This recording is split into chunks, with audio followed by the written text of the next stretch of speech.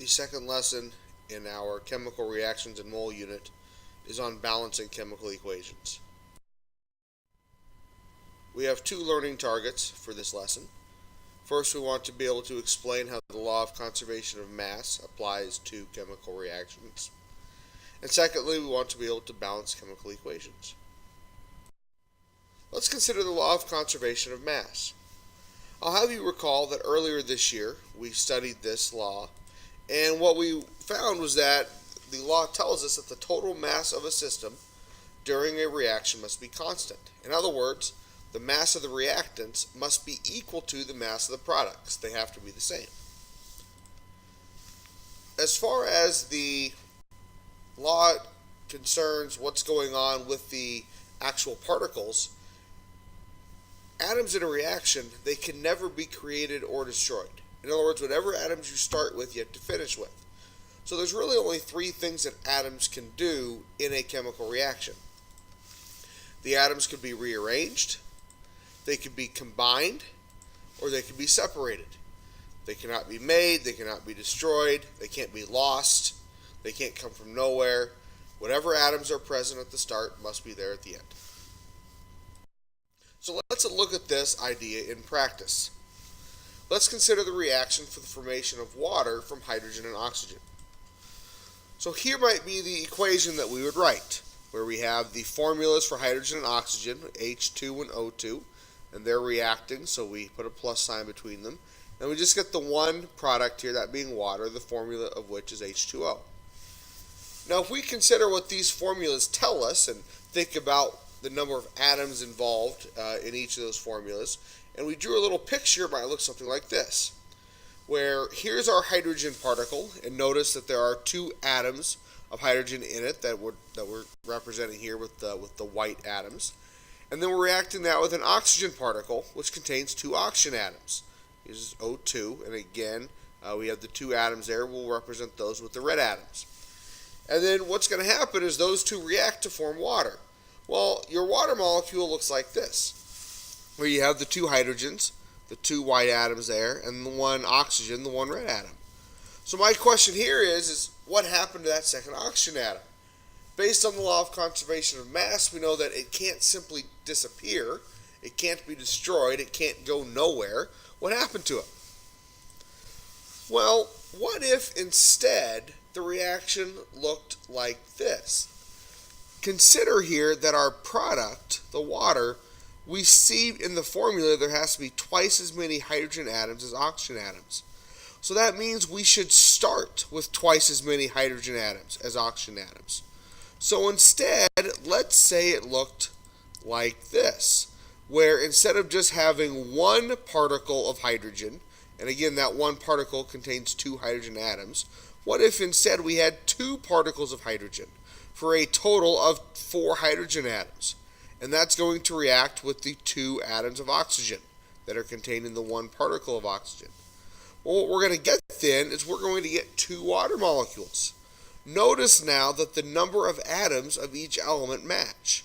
There are in total 4 hydrogen atoms on the reactant side. There are now 4 hydrogen atoms, again those represented by the white atoms, on the product side. We have 2 oxygen atoms on the left. We have 2 oxygen atoms on the right. We have now accounted for all the atoms in the reaction.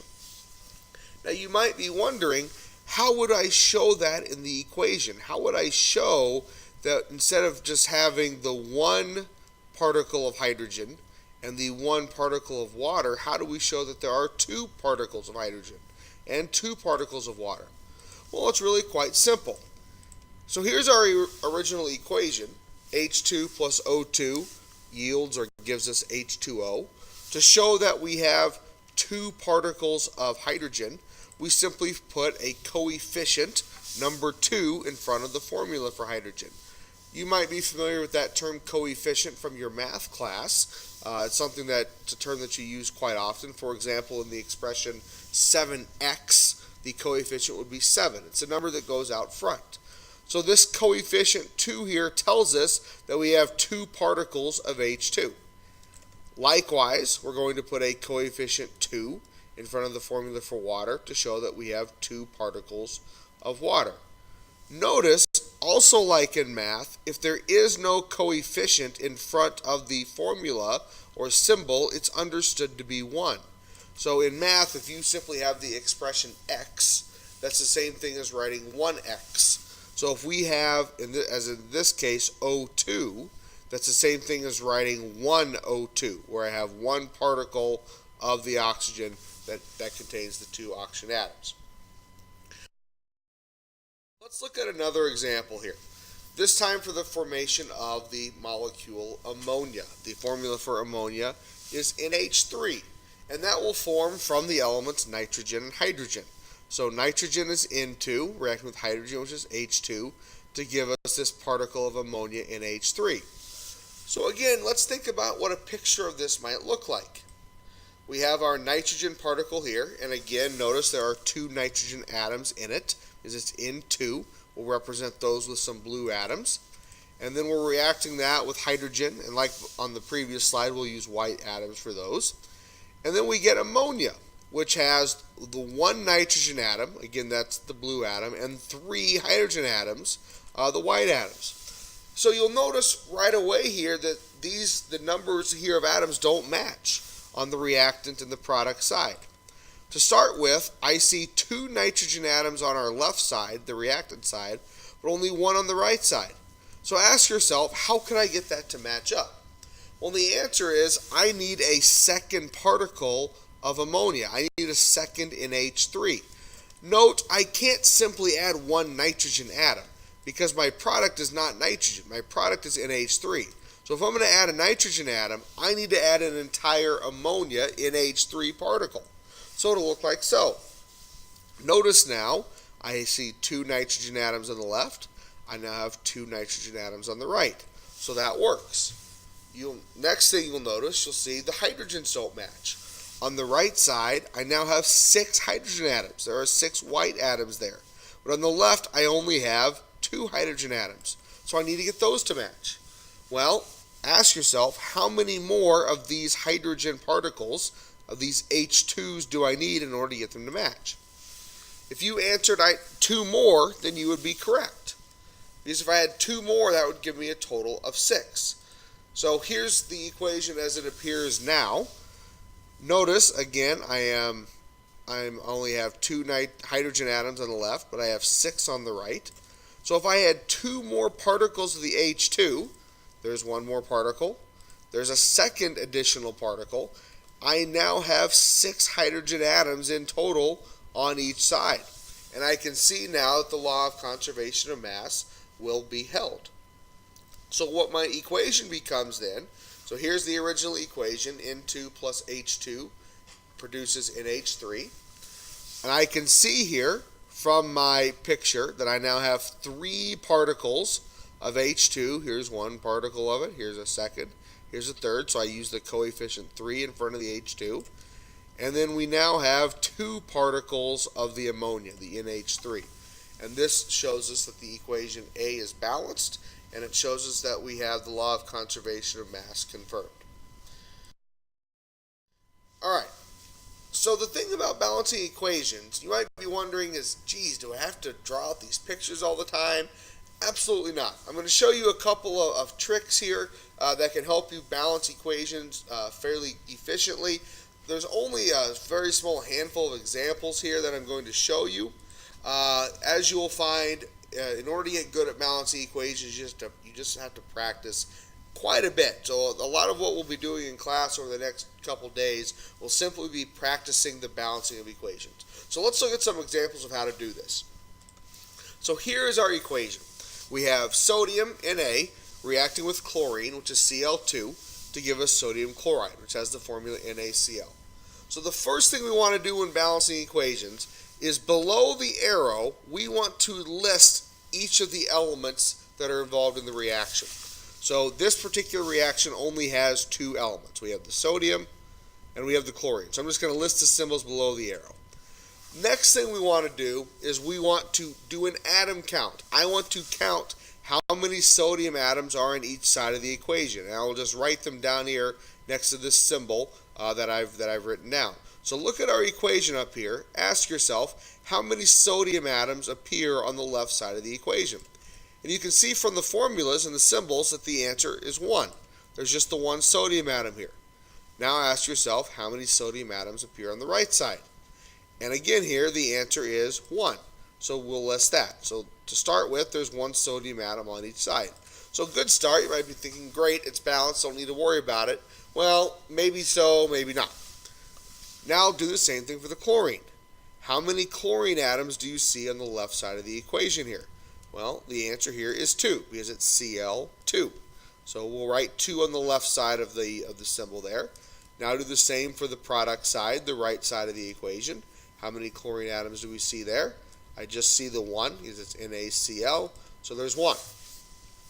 Now we're in a position to start balancing this equation. I can see, at least to start with, the sodium atoms are balanced. There's 1 atom of sodium on each side, so there's nothing to do there, at least yet.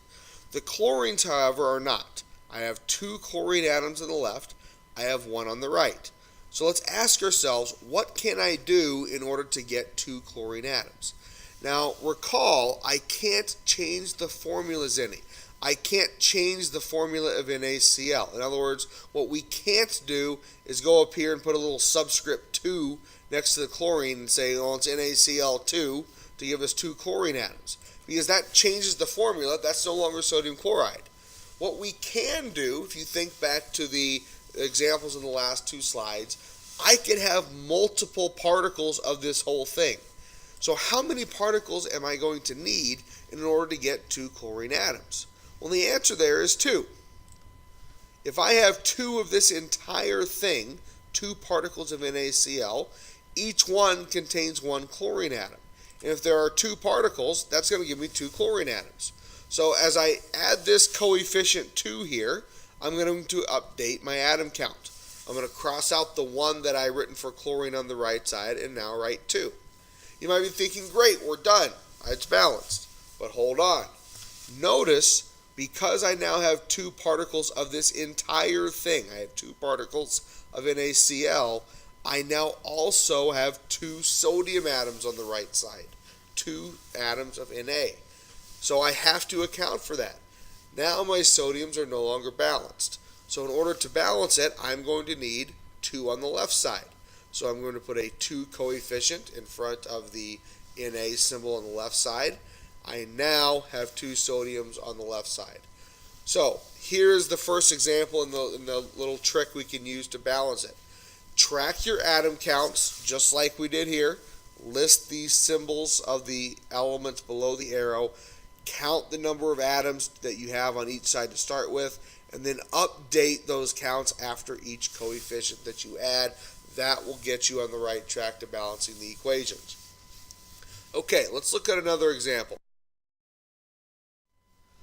So this one's going to become a little more complex. The first thing you might notice is A, there are more elements, and B, the numbers are bigger. I can see bigger numbers there than what we had before, so it is a little more complex, but we can essentially follow the same sort of procedure. So the elements that we have here are carbon, hydrogen, and oxygen. So again, count up the atoms on each side to start with. Pause the video, try it yourself. Once you have added the atom count, so again, write the number of atoms of each element on the left side and on the right side, and once you've done that, play the video and see if you got it right. Okay, so you've done your own atom counts. Hopefully these are the values that you get. There are 3 carbons on the left. I can see that was a C3H8. There is 1 carbon atom on the right. It only appears here, CO2. That's just the 1 carbon atom. There are 8 hydrogens on the left, C3H8. There are 2 hydrogens on the right. See that in the H2O. On the left, there are 2 oxygen atoms in the O2. On the right, there are 3 oxygen atoms. This is one that students will often miss the first time they see something like this. Notice oxygen appears in both products. Oftentimes, students will either write 2 here because they simply see the CO2, or they'll simply write 1 because they see the H2O. But I have to count all of them. There are 2 oxygen atoms here, plus the 1 here for a total of 3. So there's our atom counts. Next thing I want you to think about here is which of these elements, the carbon, hydrogen, or oxygen, would be best to save for last, for balancing. If you said the oxygen, you would be correct. And the reason for the oxygen being easiest to save for last is because it is by itself here. Notice oxygen on the reactant side is not in a compound with any other element. Meaning, if I save that one for last, I can put whatever coefficient I need to here in front of the O2 and only change the count for the oxygen atoms. So we want to save the lone elements for last. So in other words, we'll balance the carbon and the hydrogen first. So let's take a look at the carbon. What would I do to balance the carbon? Well, notice we have 3 carbon atoms on the left. There is 1 carbon atom on the right. So look at our formulas here. How would I get there to be 3 carbon atoms? Notice if I had 3 particles of CO2, each of them containing 1 carbon, that would give us 3 carbon atoms. So I'm going to put a 3 coefficient in front of the CO2. So I'm going to update my count. That now gives us 3 carbon atoms on the right because I have 3 of this whole thing. I have a CO2, another CO2, and another CO2 for a total of 3. But notice we also changed the oxygen count. We now have 7 oxygens on the right side. Again, don't forget about the oxygens over here. So notice, now that we have 3 particles of CO2, that would be 6 oxygen atoms there. Note it's 3 times 2. It's not 3 plus 2, because I have 3 particles of CO2, every one of those containing 2 oxygen atoms. So it's 2 oxygens plus 2 oxygens plus 2 oxygens for 6, plus the 1 oxygen here for a total of 7. Now for the hydrogens. Ask yourself, what would we do to get there to be 8 hydrogen atoms on the right side to balance to the left side? Notice on the right we have a water molecule, each of which contains 2 hydrogens. So if we had 4 of those, 4 water molecules, so each of them has 2 hydrogens, so 2 hydrogens plus 2 hydrogens plus 2 hydrogens plus 2 hydrogens, in other words 4 times 2, that would give you 8 hydrogen atoms. Again, ask yourself, what else did we change? We didn't just change the hydrogen atoms. We also changed the oxygens because there's oxygen in water. So again, count all of the oxygens there, not just the ones in the water. You should get 10 when you come to that count. We have 4 oxygens here in the water. 4 times 1 makes 4, plus the 6 from the CO2. 3 times 2 makes 6, so 6 plus 4 is 10 oxygens. So notice now the carbon is balanced, the hydrogen is balanced, and all we're left with is the oxygen. And this is exactly what we said we wanted to do. Now we can put whatever coefficient we need right here and only change the oxygen. So ask yourself, how many particles of O2, in other words, what coefficient do I need to put here in order to give us 10 oxygen atoms on the left side? Hopefully you answered 5 to that question. Because if every oxygen particle contains 2 oxygen atoms, and there are 5 particles, 5 times 2, would in fact give you 10 oxygen atoms. So here's the little trick that we saw here, and that is to save the lone elements for last. That is a good rule of thumb for helping you balance the equations efficiently. Okay, I have one more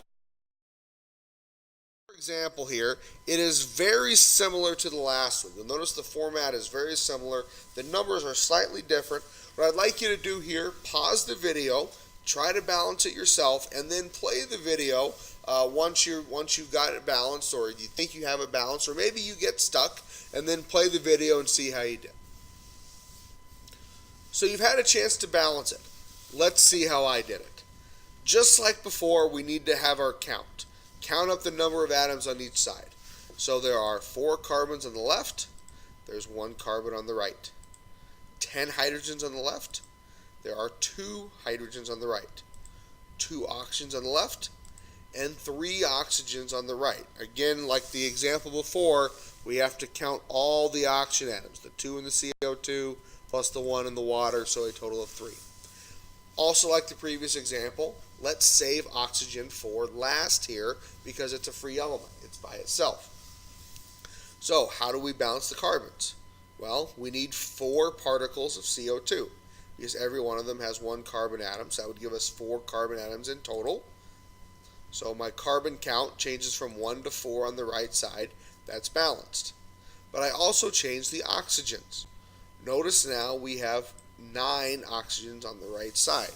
We have 8 here in the CO2 because I have 2 atoms in each particle times 4 particles. 4 times 2 is 8, plus the 1 from the water makes 9. Now let's balance the hydrogens. In order to get the hydrogens balanced, we're going to need 5 particles of H2O because every water particle contains 2 hydrogen atoms.